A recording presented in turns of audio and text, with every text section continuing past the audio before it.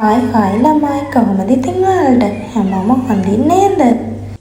මම උදේම නැගිට වෙන්නේ අපේ සුදු බෝලක බ්‍රෙක්ෆාස්ට් එක හදන්න.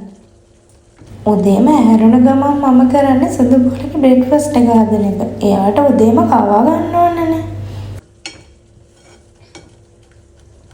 දැන් ඉතින් සුදු බෝලේ කෑම එක රෙඩි. දැන් මේ එයාට කවන ගමන්. අම්මෝ සුදු බෝලට කවා ගන්න එක නම් හරිම අමාරු වැඩක් තමයි. චූටි ළමයි ඉන්න හැම ගෙදරකම මේ වගේ ඇති කියලා මම හිතනවා. පොදුම යුද්ධයක් තමයි කැම ටික කවා ගන්න. ඩුබායි වලට අද උදේම වහිනවා. අපි ඉන්න අපාර්ට්මන්ට් එකෙන් පල්ලෙහා මෙහෙම තමයි. මේ දවස් ටිකේම ඩුබායි වල ටික ටික වහිනවා.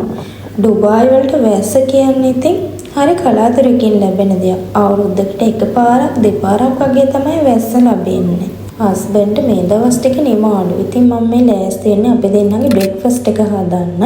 උදේට ඉතින් ලොකු දේවල් කන්න වෙලාවක් නෑ. උදේ හැරෙන ගමන් චූටි බබායි කෑම එක හදන්නත් ඕනේ. ඒක නිසා උදේට කන්නේ පොඩි සුළු කෑමක් තමයි. ඉතින් මේ පොඩි සෑන්ඩ්විච් එකක් හදාගන්න තමයි හදන්නේ. චූටි බබත් එක්ක ඉතින් වැඩ කරගන්නකොට දඩින් පිටින් දුන් තමයි.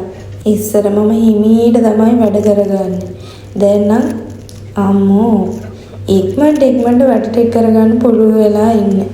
මම බ්‍රෙක්ෆාස්ට් එක හදනකන් සුදු බෝලේ අප්පච්චි බලා ගන්නවා. බලන්නකො තියෙන දහංගලේ ඒක විදියකට ඉන්නම බෑ දැන් නම්.